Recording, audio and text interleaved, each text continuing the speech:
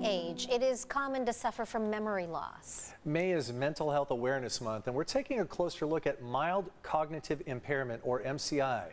As CBS 8's Kirsten Holmes found out, people living with MCI can maintain most of their independence. Mild cognitive impairment, or MCI, is an early stage of memory loss or other cognitive ability loss. Doctors and patients living with the issue tell us there is help and there's hope.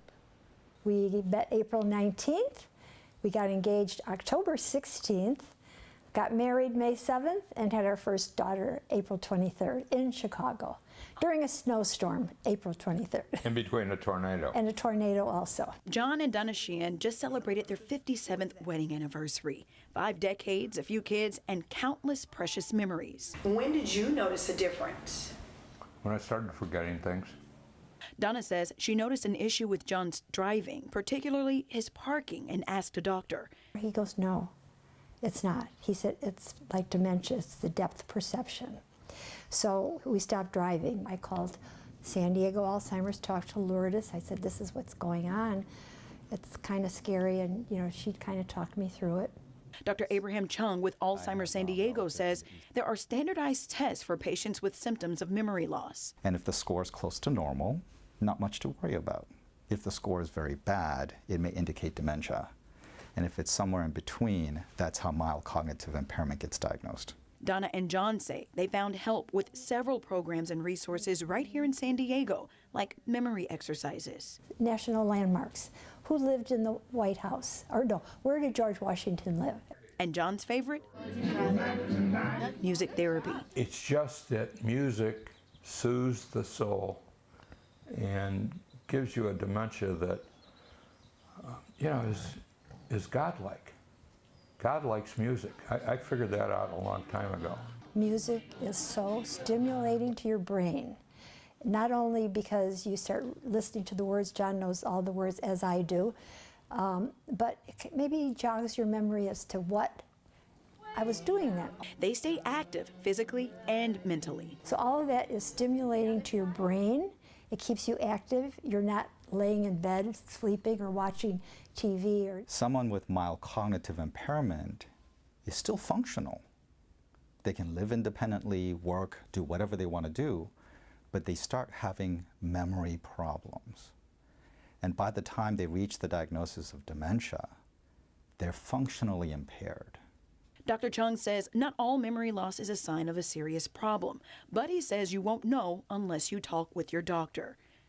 But lots of other things, such as sleep difficulty, anxiety and depression, medication side effects, lots of different things can cause mild degree of memory impairment.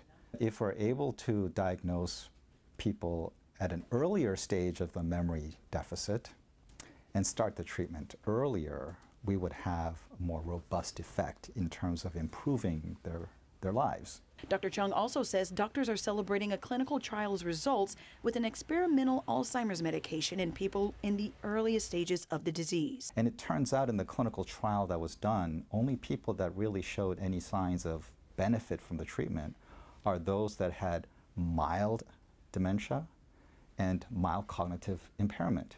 Even during our interview, John's MCI caused confusion. But one thing John knew for sure. If you're going to get sick, or if you're going to contract something that's going to impair your life, God help you if you can't find a person who will stick by you. She's been so loyal.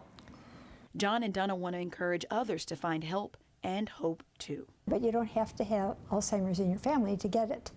You need to try to keep alert, try to exercise, move along, eat right.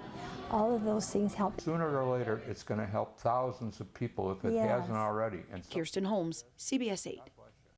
And I want to thank John and Donna for sharing their story with us. Very important to get that out there. If you're someone you love is dealing with memory loss or think it may be MCI, you can make an appointment with your doctor. And just like they said, you can reach out to Alzheimer's San Diego, 858-492-4400, or go to our website, cbs8.com, and click on the story. My mom uses some services from Alzheimer's Yeah. San Diego. I know you're on the board there. Yep. Just a great organization. And a lot of people I talk to say they're afraid. They don't want to hear the diagnosis. They're Right, afraid. because it's a very serious issue. But there are things that can be done. Yeah.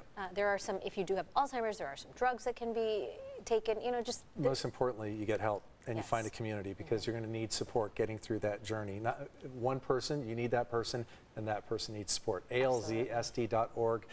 It's brain health for all is our motto. So it's not just Alzheimer's disease, it's other dementia. It's still ahead tonight.